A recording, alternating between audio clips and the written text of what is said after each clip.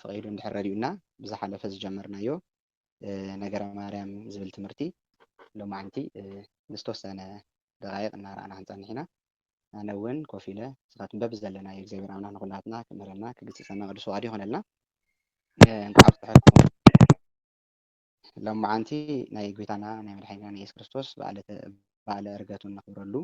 ዓብይ በዓል እዩ ካብ በረከቱ ካብ መዓልቱ በረከትን ረድኤትን ንኩላትና ይሳትፈና ተስታወሱ እንድሕር ኮንኩም ብዝሓለፈ ሶሉስ ዝረኣናዮ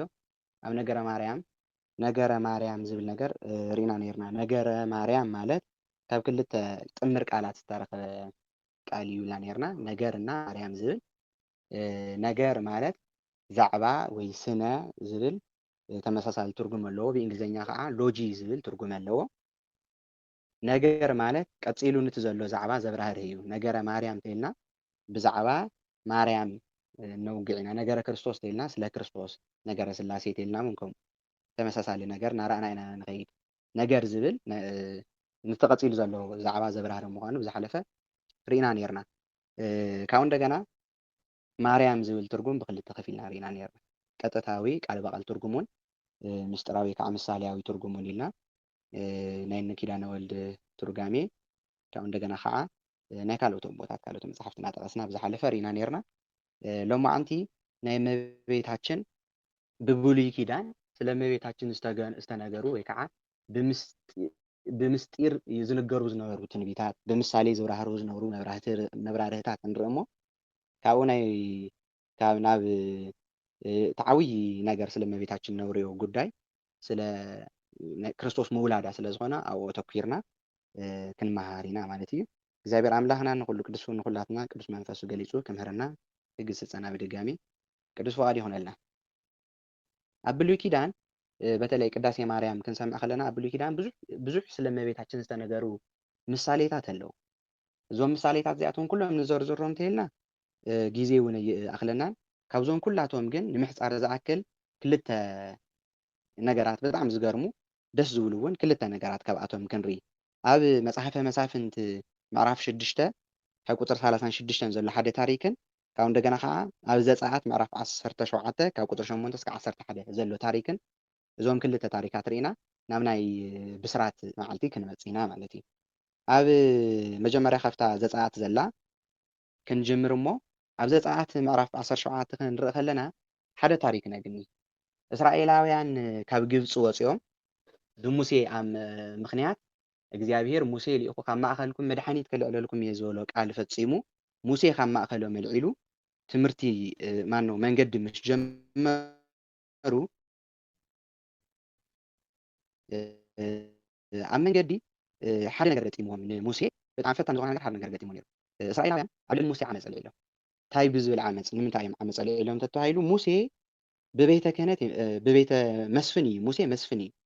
ጦር ከጋጥሞም ከሎ ኩናት ከጋጥሞም ከሎ እውን ኩናት መሪሑ ዝኣቲ መስፍን እውን እዩ ነይሩ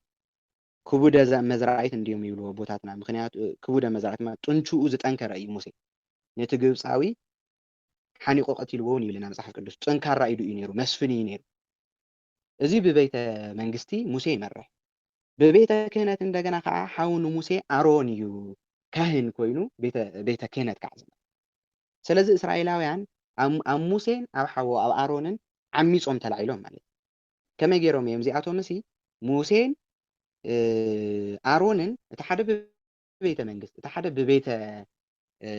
ክህነት ከመይ ገይሮም ይመርሑና ኢሎም ኣብ ልዕሊ ሙሴ ተዓሚፆም ንሙሴ ከዓ ነጊሮም ከመይ ጌርኩም ብቤተ መንግስትን ብቤተ ክህነትን ከመይ ጌርኩም ትመርሑና ኢሎም ምስ ዓመፁ ሙሴ እንታይ ኢልዎም ኣይ እዚ ዝገበረ እግዚአብሔር እዩ ኣነ ኣይኮንኩን ምናልባት ግን እግዚአብሔር ምልክቱ ምእንታን ክበና ንስኻትኩም እውን ልብኹም ክመልአልኩም ናይ እግዚአብሔር ምርጫ ምዃኑ ናይ እግዚአብሔር ሕርያ ምዃኑ ምእንታን ክትፈልጡ ኣብ እስራኤል ዘለው ንቤተ መንግስትን ንቤተ ክህነትን ክመርሑ ይኽእሉ እዮም ተባሂሎም ዝሕሰቡ ሰባት ኩላቶም በትሮም ንሰብስብ ካብኡ ናፍታ ታቦተ ጽዮን ዝነበረታ ቦታ ናፍቲ ቤተ መቅደስ ነእትዎ ካብኡ እግዚአብሔር ምልክቱ ይሃበና ተባሂሉ ልዕሊ 1000 ዝኾኑ ልዕሊ 1900 ኣከባቢ ዝኾኑ ኣቦታት ናታቶም በትሪ ተሰብሲቡ ኣብ ቤተ መቅደስ ኣትዩ ካብዚ እንድሓር እግዚአብሔር ምልክቱ ክህበሉ ሕዚ ማለት እዩ ብቤተ መንግስትን ብቤተ ክህነትን መን ክመርሕ ኣለዎ እሱ ዝሓረዮ እግዚኣብሔር ዝመረፆ መን ምዃኑ ሓበሬታ ክህብ ስለ ዝደለዩ ካብ መንጎኦም ናይ ኣሮን በትሪ ካብተን ዝተደረበያ ኩለን ኣብ ትርቲ ናይ ኣሮን በትሪ ማንም ከይተኸላ ደርብዮምዎን እዮም መፂኦም ኣብቲ መቕደስ ማንም ከይተኸላ ኣብ ቤተ መቕደስ ተተኺላ ቆይማ ማለት እዩ ተኽሊ እንታ በትሪ እንደገና ኮስኪሱ ማይ ዘስተያ ከይሃለየ ቆፅሊ ውፅኣ ካብኡ እንደገና ከዓ ፍረ ዘፍረየት ናይ ኣሮን በትሪ ብዙይ ከዓ እግዚአብሔር ንሙሴ ንኣሮን ብቤተ መንግስት ከም ዝመረፆ በዚ የረጋጊፆም ማለት እዩ እዛ ኦም እዚኣ እዛ ማንም ተኽሊ ማይ ከይስተያ ከይኮስኮሳ ኣብ ቤተ መቅደስ በዓላ ተተኺላ ፍረ ዘፍረየት ተኽሊ ወይ ከዓ በትሪ ናይ እመቤታችን ናይ ቅድስት ድንግል ማርያም ምሳሌ እያ ከመይ ኢላ እያ ከም ዝተመሲላ ተባሂሉ ናይ ኣሮን በትሪ ኣብ ቤተ መቅደስ ማንም ከይተኸላ ከም ዝወቀለ ማይ ከየስተያ ፍረ ከም ዘግነየት ኩሉ ዘርኢ ወዲ ተባዕታይ ከይረኸበት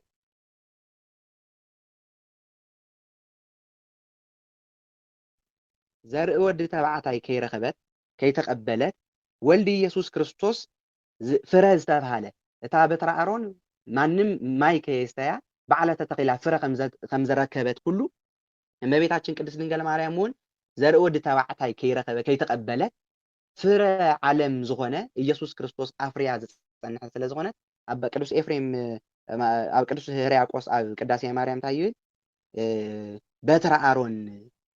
ኢሉ ይመስላኒ እመቤታችን ናይ ኣሮን በትሪ ትበሃል ናይ ኣሮን በትሪ ንምንታይ እያ ተመሲላ ተባሂሉ ከምቲ ሕዚ ዝናገሮ ዝነበርኩ ማለት እዩ በትረ ኣሮን ማንም ከይተኸላ ተተኺላ በዓላ ማንም ማይ ከየስተያ ማንም ከይኮስኮሳ ዓንቢባ ፍረ ፍርያ ከም ዝተገነየት ኩሉ ዘርኢ ወዲ ተባዕታይ ከይረኸበት ወልዲ ኢየሱስ ክርስቶስ ዘፍረየትልና እመቤታችን ቅድስት ድንግል ማርያም ሓንቲ እያ ማለት እዩ ናይ ኣሮን በትረ ኣሮን ትባሃለሉ ምሳሌ እዚ እዩ ካልኣይ እንደገና ከዓ ፀምሪ ዘገድዮን እንደገና ይብል ቅዱስ ኤፍሬም ቅዱስ ሕርያቆስ በጣም ብዙሓት እዮም ግን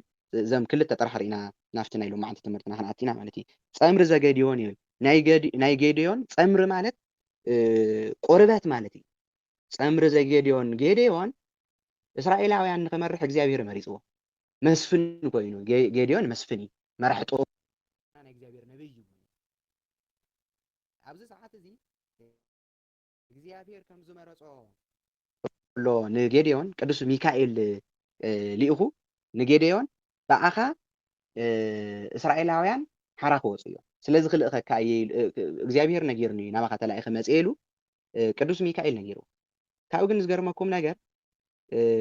ጥያቄ ጠይቁ ጌድዮ ኣይ እስኻ ካብ እግዚኣብሔር ንምምፃእኻ ስታይ መረጋገፂ ኣለኒ ኢሉ ጠይቁ እስኻ ካብ እግዚኣብሔር ንምምፃእኻ መረጋገፂ እንታይ እዩ ኢሉ ቅዱስ ሚካኤል ካብ እግዚኣብሔር ስለ ዝተለኣኸ እስኻ ትደልዮ ነገር እስኻ ካብ እግዚኣብሔር ንምልኣኸይ መረጋገፂ ክኾነኒ ኢልካ ትሓስቦ ነገር ጠይቀኒ ኢሉ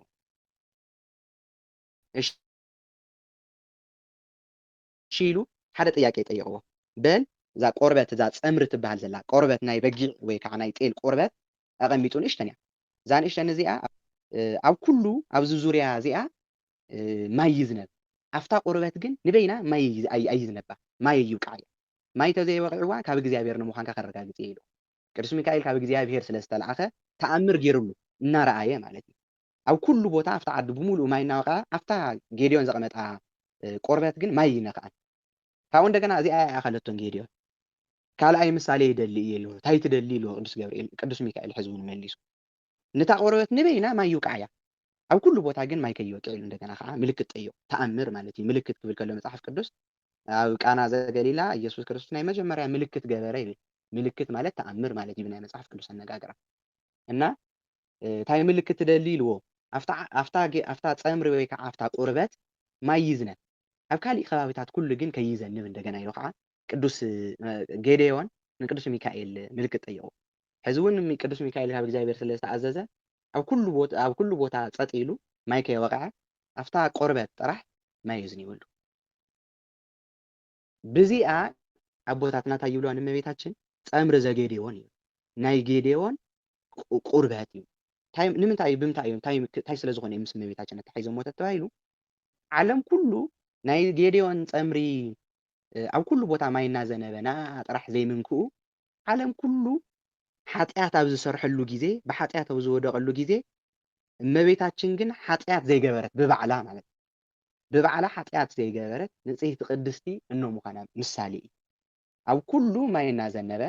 ናይ ጌድዮን ቆርበት ግን ማይ ዘይነኽኣ ዓለም ኩሉ ሓጢኣት ኣብ ዝሰርሐሉ እዋን እመቤታችን ቅድስት ድንግል ማርያም ግን ሓጢኣት ዘይሰርሐት ድንግል ቅድስት ምዃና ምሳሌ ስለ ዝኾና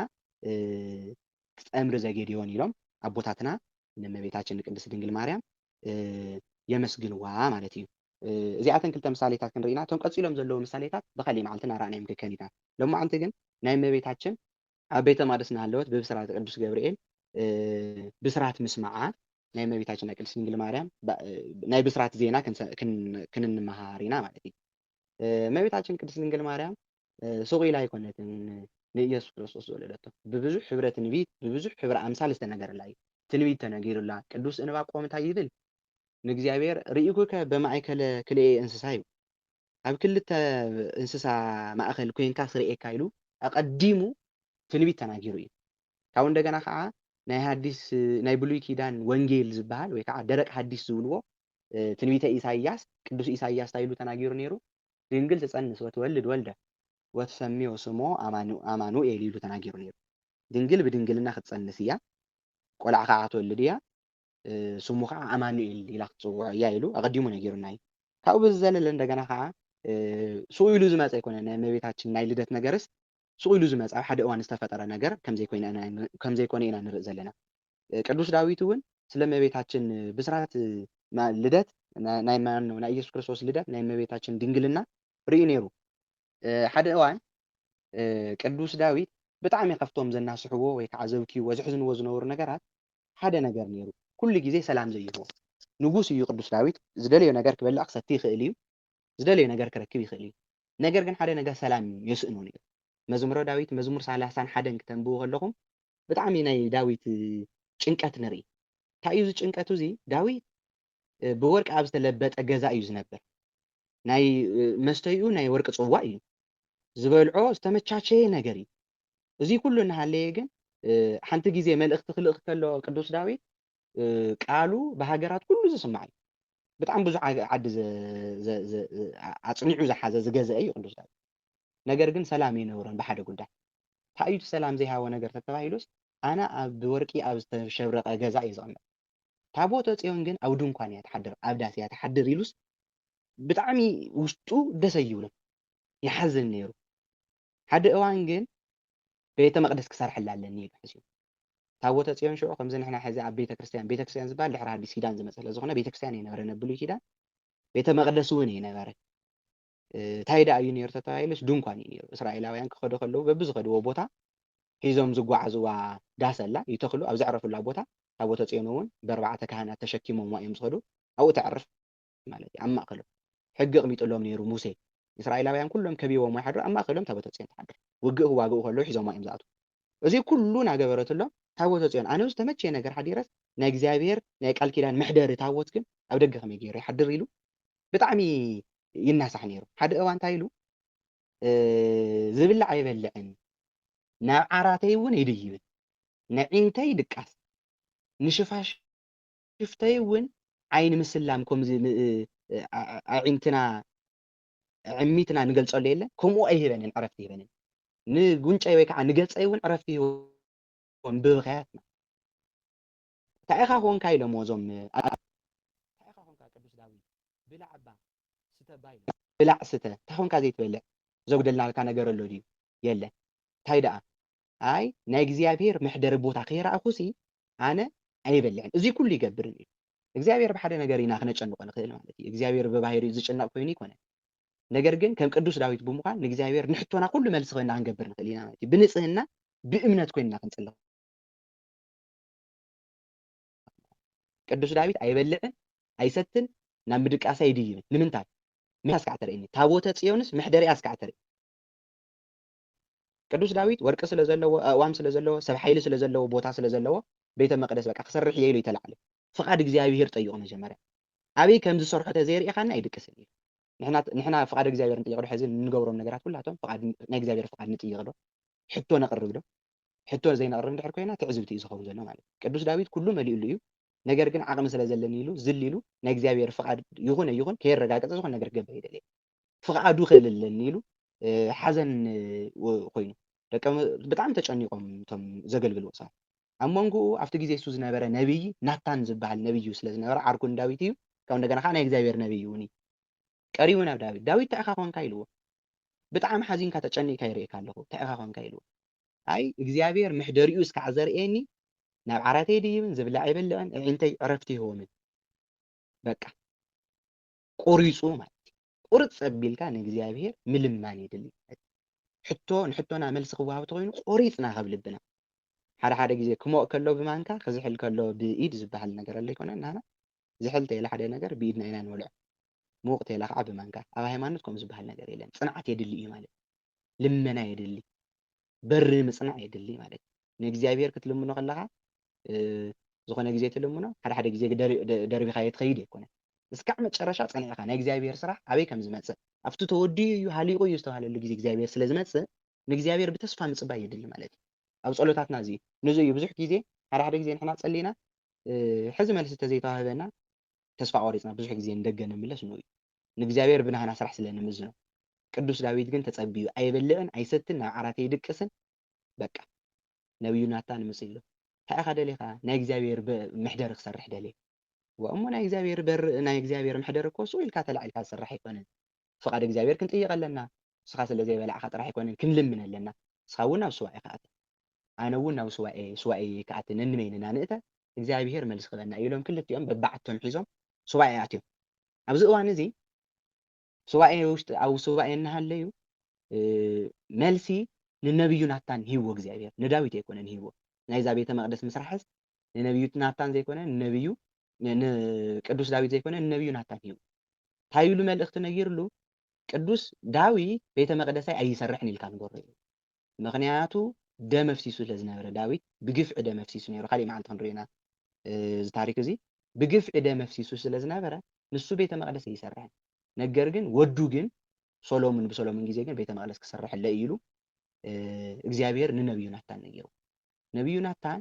ከይዱ ናብ ዳዊት ቤተ መቅደሰይ እስኻ ይሰርሕ ይብልካ እግዚኣብሔር እዩ ዳዊት ከይጉዳእ ካብ እንደገና ከይሓዝን ካብ እንደገና ከዓ ናይ ጸሎቱ መልሲ እንደገና ከዓ ንዳዊት ግን ካሊእ ራእይ ኣርእይዎ እግዚኣብሔር ዳዊት ዝደሊ ዘሎ ነቲ ናይ ግዜኡ ዝረኣ ዘሎ ናይ ታቦተ ጽዮን ምሕደሪ ቦታ ፍቃድ ናይ እግዚኣብሔር ክሓትት እዩ ኣበይ ከመይ ገይረ ክሰርሕ ክብል እዩ ዝገርመኩም ነገር ዛ መልሲ እዚኣ ንነቢዩ ናታን ክንገሮ ከሎ ንዳዊት ግን ሓደ ዓብይ ሚስጥር ተገሊጹ ናሁ ሰማዕናሁ ብኤፍራታ ኢሉ ዳዊት እግዚኣብሔር ናይ ርሑቕ ነገር ክትልምኖ ከለካ ናይ ቀረባ ነገር ክትልምኖ ከለካ ናይ ርሑቕ ነገር መሃብ ንእሽተን ነገር ክትልምኖ ከለካ ኣብዚሑ መሃብ ልማዱ እዩ በቃ እቲ ቀረባካ ዘሎ ነገር ሃብኒ ክትብሎ ከለካ እቲ ዘይትሪኦ ብጣዕሚ ርሑቕ ዘሎ ነገር ኣኪቡ እዩ ዘለ ንእሽተን ነገር ክትልምኖ ከዓ ብዙሕ ነገር መሃብ እግዚኣብሔር ባሂር እዩ ዳዊት ንግዚኡ ታብኡ ዘላ ነገር ታቦተ ጽዮን ምሕደሪታ ክልምን ከሎስ ኣማናዊት ናይ እግዚኣብሔር ምሕደሪት ናይ እመቤታችን ልደት ግን ነጊሩ ናይ ኢየሱስ ክርስቶስ ልደት ግን ነጊሩ ከመይ ኣብ ከፍቲ በረት ኣብ ደንባ ኮይና እመቤታችን ኢየሱስ ክርስቶስ ክውለድ እዱግን ከፍትን ቀሪቦም ከምቁ ባህፋቶም እዚ ግን ንቅዱስ ዳዊት ንነቢዩ ናታን ዘይረአየ ንቅዱስ ዳዊት ክነሪእዎ በዚ ከዓ ቅዱስ ዳዊት ኣይሓዘነ ኣብ ኤፍራታ ርኢናዮ እኖ ከዓ ኣብ ዱር ተወሊዱ ርአዮ ኢሉ ቅዱስ ዳዊት ተዛሪቡ ኣብ መንጎ ዳዊትን ኣብ መንጎ ክርስቶስን ዝገርመኩም ናይ 1000 ዓመት ኣፈላላይ ኣሎ ናይ 1000 ዓመት ኣፈላላይ ቅድሚ 1000 ዝፍጸም ነገር ግን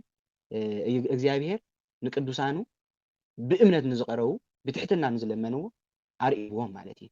ዝዕል ዝ ብትንቢት እናተነገረ ፀና አንተ ናይ ዕንባቆም ኢልና ኢና ናይ ቅዱስ ኢሳይያስ ትንቢት ሎም ማዓንቲ ቅዱስ ገብርኤል ብስራት ንእመቤታችን ሒዙላ መፅኡ ማለት እዩ ዝገርመኩም ቅዱስ አግናጢዮስ ምጥውል ኣንበሳ ዝበሃል ሎ ንኣንበሳ ዝተውሃበ አግናጢዮስ ብድሓር ብሃዋርያውያን ኣበው ካብ ዝበሃሉ ኣቦታት ሓደ እዩ ድሕሪ ሃዋርያት ዝተተክአ ማለት እዩ እንዲኦም ብታሪክ ቸርች ሂስትሪ ኣቦታትና ከምህሩና ከለው እንታይ ይብሉ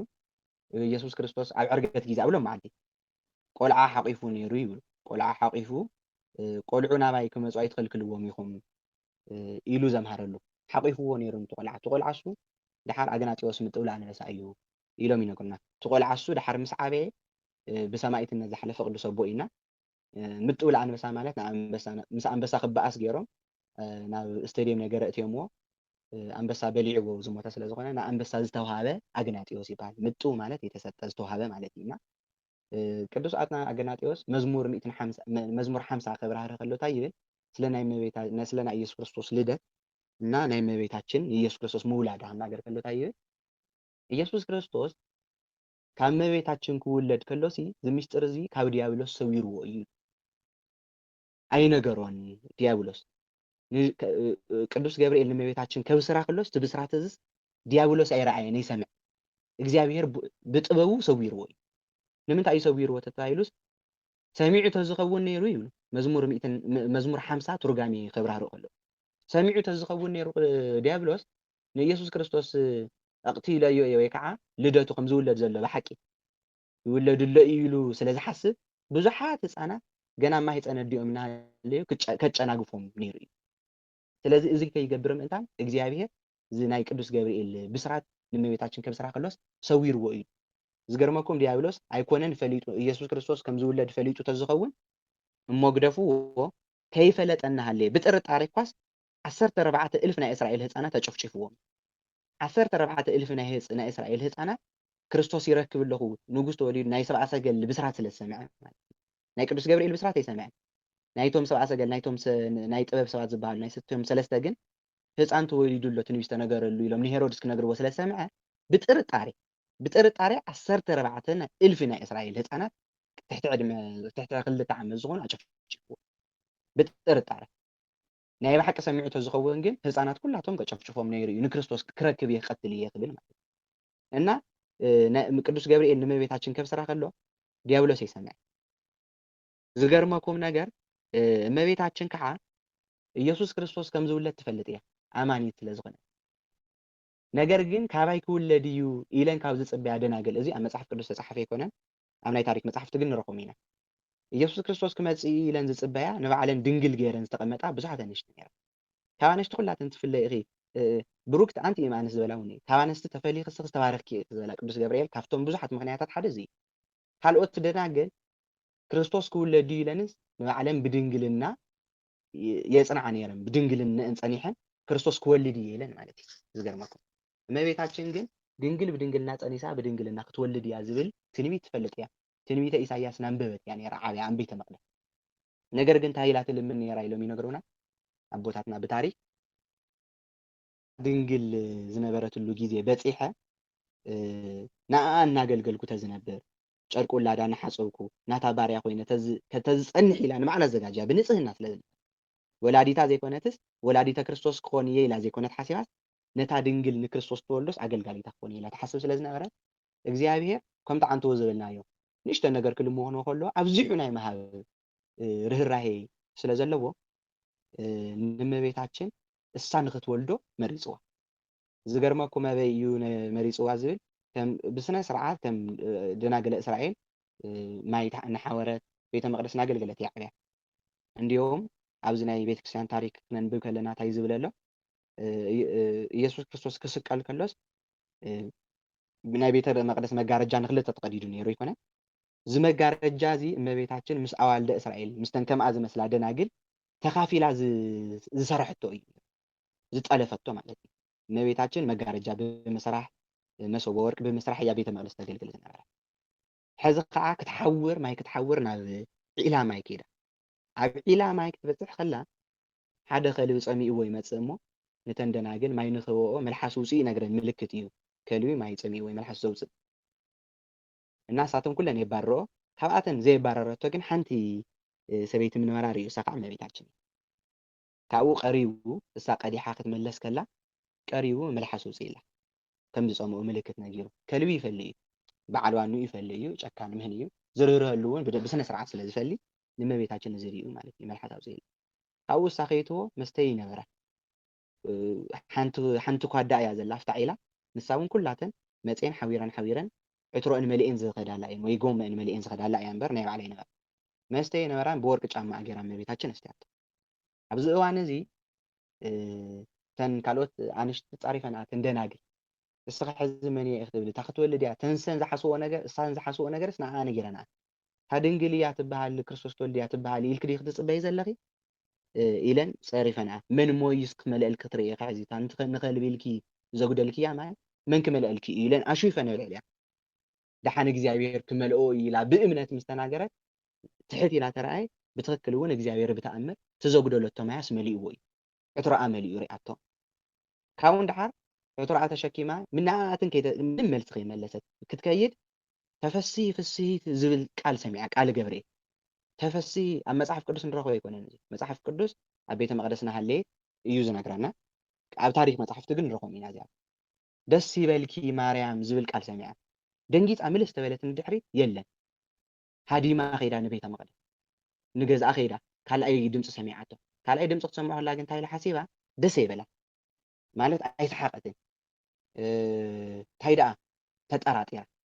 ቅድም ኢሉ ነደይ ሄዋን ዝሰሓታ ዲያብሎስ ዶ ይኸውን ሕዚ እናመፀ ዝፈታተነኒ ዘሎ ኣይ ትክክል እንድሕር ኮይኑ ከምዚ ዓይነት ብስራት ኣብ ቤተ መቅደስ ክሰምዕዎ እዮም ዘለዎም ኣብ ቤተ መቅደስ ክድገም ኣለዎ ኢላ ቤተ መቅደስ ከይዳ ኣብ ቤተ መቅደስ ድሓር ቅዱስ ገብርኤል ብኣምሳለ ኣረጋዊ ይብሉ ኣብ ትርጓሜ ክነግሩና ከለዎ ከም ወጣት ሰብኣይ መሲሉ ይኮነን መፂዋ ከም ወጣት ሰብኣይ ኣይኮነን ቅዱስ ገብርኤል ዝመፀ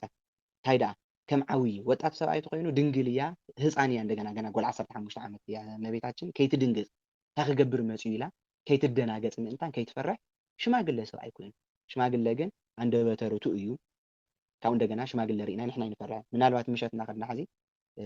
ከውቅዐኒ ኢላ ንሓሶ ሽማግለ ድዩ መንእሰይ ተባሂሉ ፍሉጥ እዩ መንእሰይ ሽማግለ ተኮይኑ ጭራሽ ክትረድኦ ኢኻ ትሓስብ እምበር ከውቅዐኒ ኢልካ ይትሓስብና ንእመቤታችን ከይትህወኻ ከይትደንግፃ ስለዝተባለ ብኣረጋዊ ብኣምሳለ ኣረጋዊ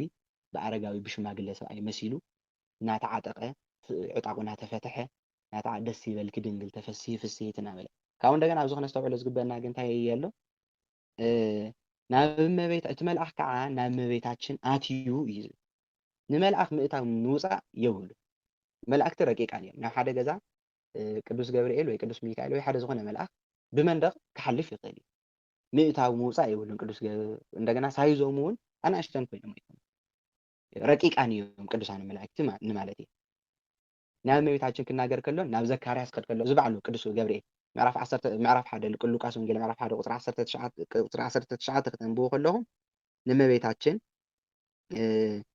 ንቅዱስ ገብርኤል ከብስር ማነው ንቅዱስ ዘካርያስ ከብስር ከሎ ካብኡ እንደገና ኣብ 36 ከባቢ ንእመቤታችን ከብስር ከሎ ኢና ንርኢ ናብ ክልቲኦም ግን ቃሉ ግን ይፈላለ ናብ ዘካርያስ ክኸድ ከሎ እንታይ እዩ ዝብል እቲ መልኣኽ ብየማን ቅዱስ ዘካርያስ ዕጣን እናዓጠና ሃለየስ በቲ ዕጣን መዕጠኒ ንዘካርያስ ክግለፀሉ ከሎ ማለት እዩ ብየማን ተረኣዮ እዩ ንዘካርያስ ኮን ከሎ ናብ እመቤታችን ክኸድ ከሎ ግን እንታይ እዩ ዝብል ናብኣ ኣተወ ይብል ኣፈላላይ ኣለዎ ንቅዱስ ዘካርያስ ብየማን ተረኣዮ ማለት ከም ቅፅበት ብን ኢሉ ዘይነበረስ ኣብኡ ተገሊፁ ብሓንቲ ግዜ ማለት እዩ ዘካርያስ ከዓ ደንጊፁ እዩ ደንጊፁ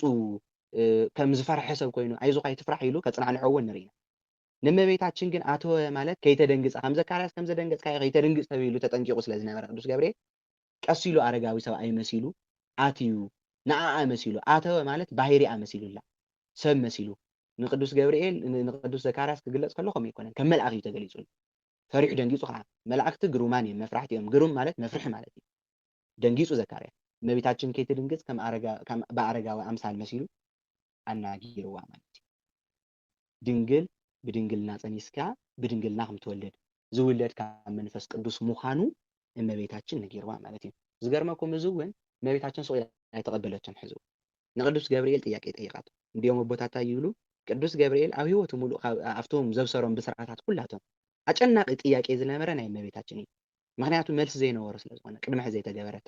ታይ ስለ ዝተባሃሉ እዮም ከመይ እዩ ኣጨናቂ ነይሩ ተባሂሉ ቅዱስ ገብርኤል ቅድሚ ሕዚ ንብዙሓት ሰባት ተብሲሩ እዩ ናብ እመቤታችን ክመፅእ ከሎ ግን ጥያቄታት ጠይቃቶ እመቤታችን እንትኮየ ትበሃል ናይ ሰበይቲ ኣዲኡ ንሰምሶን ምውላዳ ክትንገር ከላ ጠይቃቶ ነይራ ምሳሌ ምልክታት ጠይቃቶ ተኣምራት ጠይቃቶ ነጊርዋ ምንም ዘይሕድሽ ነገራት ቀለልቲ ነገራት ኣብ እመቤታችን ግን ከቢድ እዩ ናይ እመቤታችን ከቢድ ዝገበሮ ነገር እንታይ እዩ ተባሂሉ ድንግል ክትወልዲ ኢኺ ኢሉ ነጊርዋ ቃሉ ስለተንብቦ ሉቃስ ወንጌል ምዕራፍ 1 ካብ 36 ጀሚሩ ስለዘሎ እቲ መልኣኽ ናብኣ ኣትዩ ደስ ይበልኪ ደስ ይበልክና በለ ነጊርዎ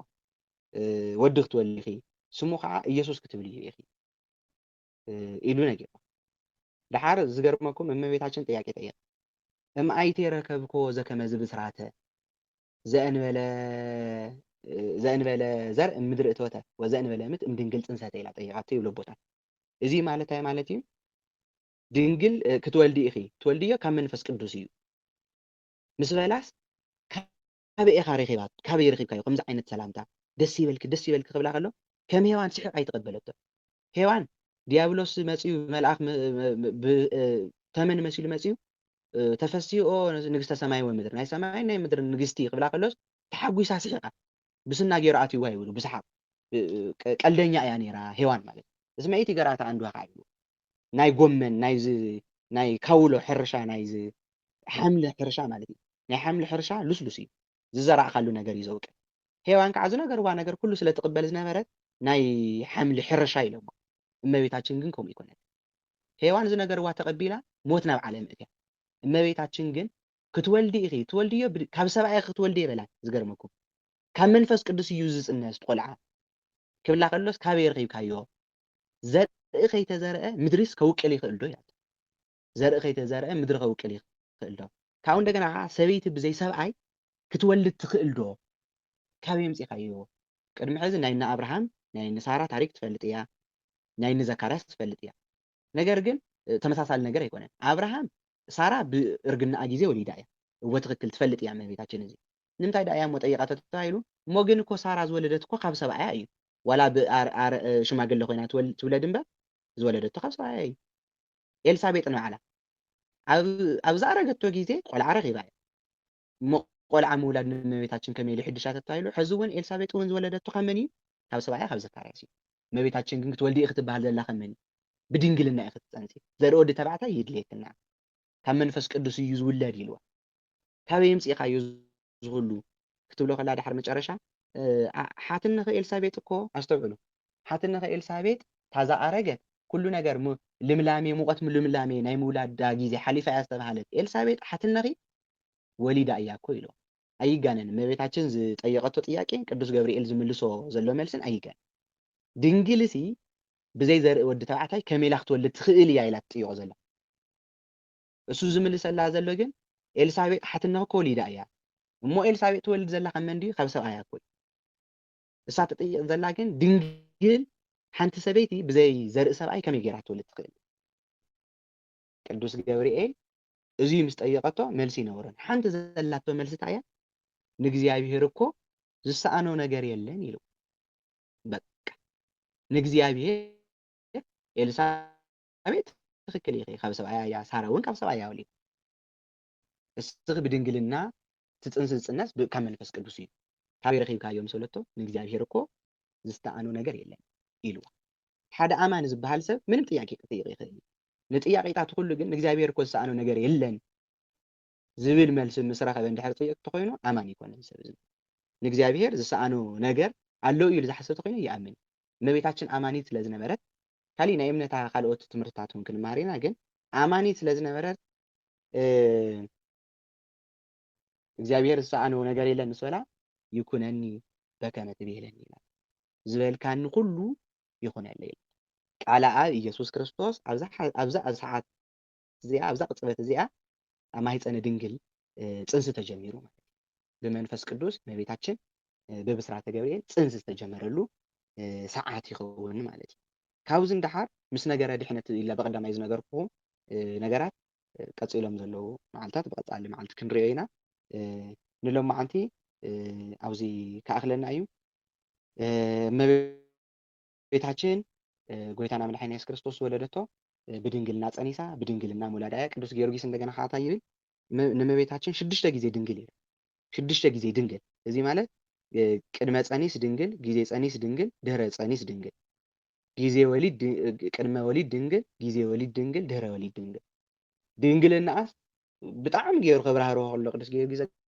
ጋስጫ 6 ግዜ ድንግል እያ እመቤታችን እዩ ቅድሚ ምፅናሳ ድንግል እያ ቅድሚ ምፅናሳ ድንግል እያ ብኣእምሮኣ እውንስ ድንግል እያ ቅዱስ ገብርኤል ክትወልዲ ኢኸ ክብላ ከሎስ ኣነ ወዲ ይፈልጥን ኢላቶ ኣነ ወድስ ኣይፈልጥን ብቐጻልነት ብደንብ ኣብ ራሕሪና ስለንማሃሮ ኢና ስኢለ ሓሊፈ እዚ ናይ ሉቃስ ወንጌል ምዕራፍ 1 ዘሎ ማለት ወዲ ይፈልጥን ኢላቶ ወዲ ይፈልጥን ማለት ማለት ሽም ድያ ዘይትፈልጥ ቢያንስ ናይቶም ካህናት ሽም እኮ ትፈልጥ ኣብ ቤተ መቅደስ እንድሕር ኮይና ናይቶም ቤተ መቅደስ ዘገልግሉ ካህናት ሽም ትፈልጥ እያ ወዲ ይፈልጥን ማለታ ምፍላጥ ዝብል ትርጉም ሽም ስኢሉ ጥረ ሽም ኣይኮነን ዘርኢ ብናይ መጽሓፍ ቅዱስ ትምህርትስ አብርሃም ንሰበይቱ ንሳራ ፈለጣ ይስሐቅ ከዓ ወለደት ምፍላጥ ማለትስ ብሩካቤ ምግናይ ብሩካቤ ኤልሳቤጥ ዘካርያስ ንሰበይቱ ንኤልሳቤጥ ፈለጣ ዮሐንስ ከዓ ወለደት ፈለጣ ማለት ብሩካቤ ብምግንናይ ማለት እመቤታችን ሕዚ ወዲ እኮ ይፈልጥን ኢላቶ ወዲ ክትወልዲ ኢኽ ክብላ ከሎስ ኣነ እኮ ወዲ ይፈልጥን ሽሙ ይኮንኩን ይፈልጥን ትብል ብቐጻልነት ተራ ሰብ ክትወልዲ ኢኽ ይኮነት ትባላ እመቤታችን ወዲ እግዚአብሔር ክትወልዲ ኢኽ እናተባህለት ማለት ሕዙም ዘተሓሳስባ ዝነበረ ንምንታይ እዩ ማለት እዩ ድንግልና እዩ ማለት ወዲ ኣይፈልጥን ንቐጻሊ ወዲ ይፈልጥን ማለት ወዲ ከይፈለጥኩስ ኣይኮነትን ኢላ ወዲ ከይፈለጥኩስ ማለት ማለት እዩ ምስ ወዲ ከይሓደርኩ ከመይ ገይረ ክወልድ ኣይኮነትን ትብል ብቐጻልነትስ ምስ ወዲስ ኣይሓድርን ማለት ምስ ወዲስ ኣይጋነን ምስ ወዲ ዘርእቲ ወዲ ተባዕታይ ኣይቅበልን ወዲ ኣይፈልጥን ንቐጻሊ እዩ ብሱ ንዙይ ሒዙ ቅዱስ ጊዮርጊስ ዘጋስጫታ ይብላ ኣሎ ማለት እዩ ቅድመ ጸኒስ ድንግል እያ ብኣይሙራ ብሕልና እውንስ ድንግል ጊዜ ጸኒስ እውን ድንግል ድህረ ጸኒስ እውን ድንግል እመቤታችን ሓደ በዓል ቅኔ እንደውም እንታይ ኢሎም ብሆሱ ስመ ተጸውዖ ኢሎም ብሓሾት ዝወፅእ ስም ኣሎ ንኣብነት ሃፍታሙ ዝበሃል ሽም ክህሊ ይኽእል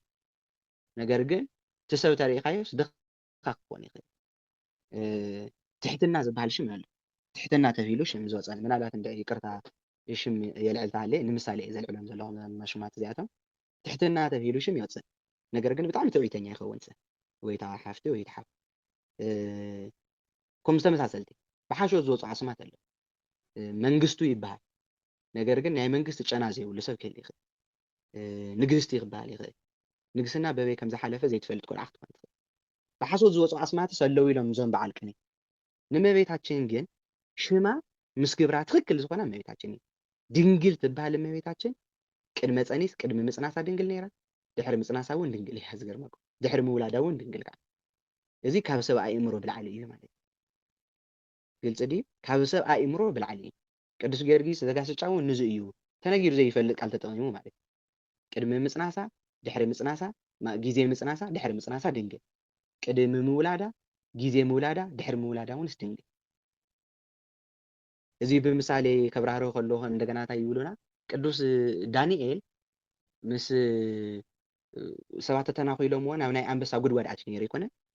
ናብ ናይ ኣንበሳ ጉድጓድ ከኣቱ ከሎ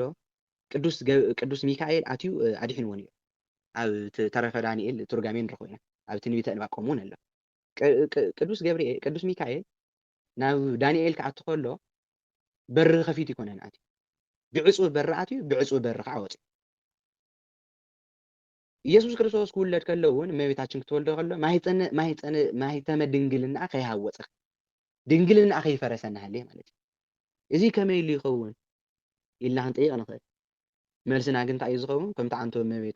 ቅዱስ ገብርኤል ዝበሎ ንእግዚኣብሔር እኮ ዝሳኣነው ነገር የለን ብግብሪ መንፈስ ቅዱስ ዝኾነ ነገር እዩ እዚ ማለት እዩ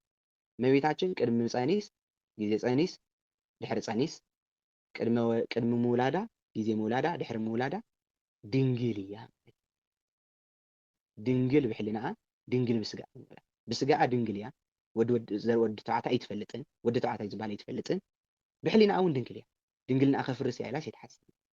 ስለዚ እመቤታችን 6 ግዜ ድንግል ኢሉ ቅዱስ ጊዮርጊስ ዘጋስጫ እውን ይፅዋዓ ማለት እዩ ንእሽተን ኣድኪመኩም ይኸውን ንእሽተን ግዜ ደፊአ ይመስለኒ ብቐፃሊ ዝተረፉ ናይ እመቤታችን ሂወተ ማርያም ድንግል ናብልና እቶም ብቐዳማይ ዝረኣየናዮም ነገራት እሞ ከዓ ኣብ ነገረ ድሕነት ዝነበራ ድርሻታ እዩ ዝብል ነገር ክንርኢና እግዚኣብሔር ኣምላኽና ንኩላትና እስካዕ ናይ 10 ሰባት ይበለና ወስብሐት ለእግዚኣብሔር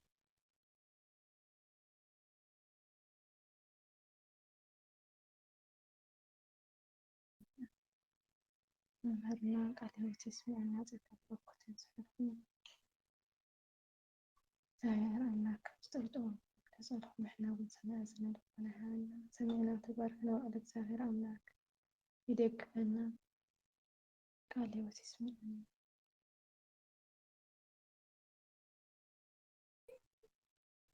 ጉጅለ 400 ገነት ሃብቲ ምስራሕ ክትኮይኖም